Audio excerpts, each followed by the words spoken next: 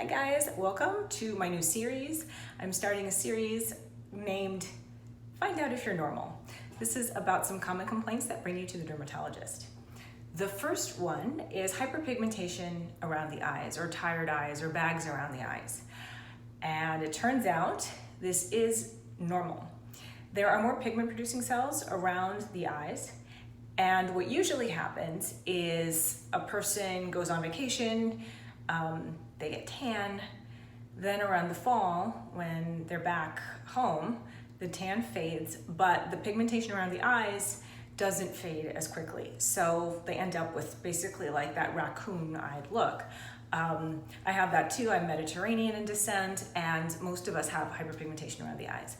So this is something very, very common, and it's funny how it's around that time in October when the summer tans have faded, when everyone comes in saying, I have tired eyes, I have tired eyes. So one of the things you can do to alleviate this pigmentation, just kind of lessen it, we have these pads in the office. They have 4 different skin lighteners. We call them revitalized pads. They have a combination kojic acid, arbutin, hydroquinone, and vitamin C. And they're gentle enough to use around the eyes. So if you use those 3 times a week for a couple of months, you will see a difference. You do have to be wearing sunscreen while you are treating the hyperpigmentation around the eyes, because otherwise it's just kind of an uphill battle. Another thing that you should really think about is that when you go on vacation and you're in those sunny areas, really protect your eyelids with SPF so that they don't get so hyperpigmented in the first place. And obviously I'm a dermatologist, I'm not going to tell you to go out and seek a tan. So it's best to try to keep your skin protected. But really, I mean, we can never completely, truly avoid the sun. You are going to get some color during the summer months, but just do your best to shield your face and protect your eyelids, because otherwise you are going to get this hyperpigmentation around your eyes. Another thing that I like to do for my eyelids, I love the Skin Better products. This is the Skin Better Eyes. It infuses the skin with hyaluronic acid and alleviates any kind of like wrinkling or crinkling of the skin, leading to more youthful appearing eyelids.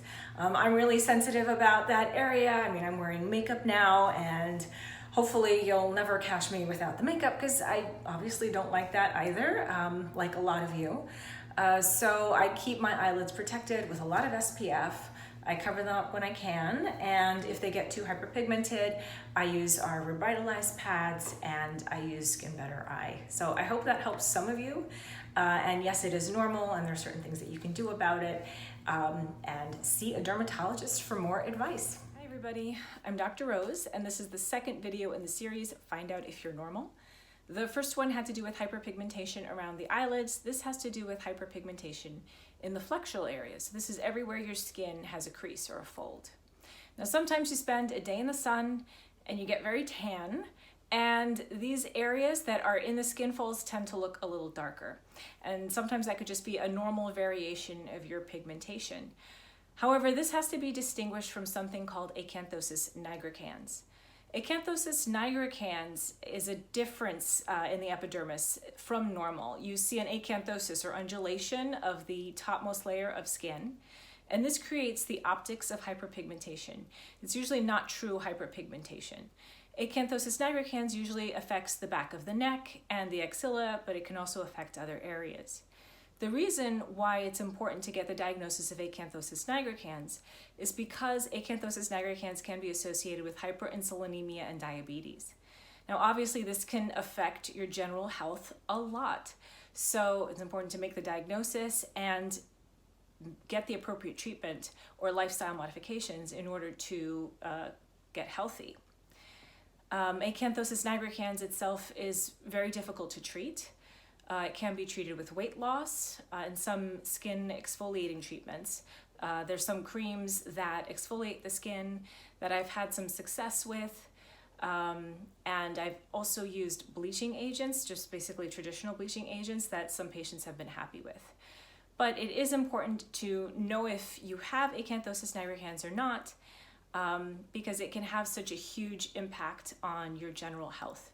So I hope this helps somebody in some way. Hi guys, Dr. Rose here, board certified dermatologist in New York. I am here with the third installment in the series, Find Out If You're Normal.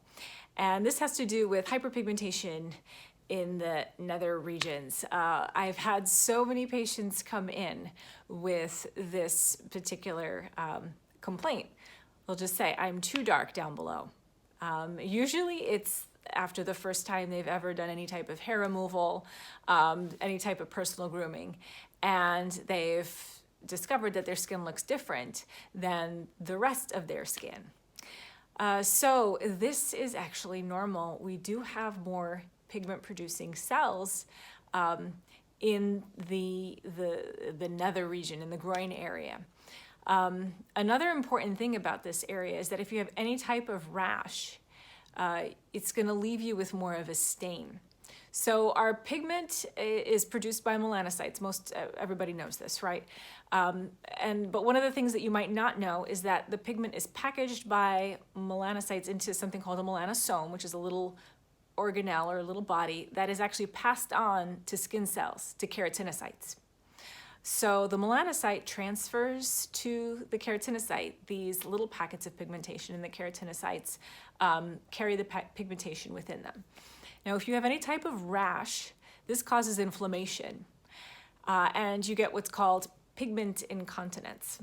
Sounds embarrassing. But basically that means that the pigment, instead of being contained in the melanosome inside a cell, is no longer in a cell. It is lost and it's kind of floating around in the dermis. So the pigmentation is loose and it's floating around in the dermis. So that is your pigment incontinence, and that usually creates the optics of what's called post-inflammatory hyperpigmentation. So you look darker in that area. Post-inflammatory hyperpigmentation takes a really long time to go away. It requires the cleanup cells to go in and chew it up and take it away. Sometimes it can never go away completely. So if you do have any type of rash in that area, it's important, number one, to treat it. Number two, to be patient with the skin, basically the lightening of the skin, because it is going to take time for it to go back to its normal color, which probably is slightly darker than the rest of your skin. Now, if there's something that you want to do about it, usually the typical bleaching creams and bleaching pads they basically do the same thing there that they would in other areas. You just want to make sure that they're gentle enough to be used in the groin area. But basically that's it. Yes, it is normal to be hyperpigmented in the area relative to the rest of your skin. And if you do have any type of rash, it's going to lead to more of a stain. So yes, you are normal. And you don't have a lot to worry about, and there are always things that you can do to adjust and to kind of treat the pigmentation if it's something that bothers you. So I hope this helps some of you.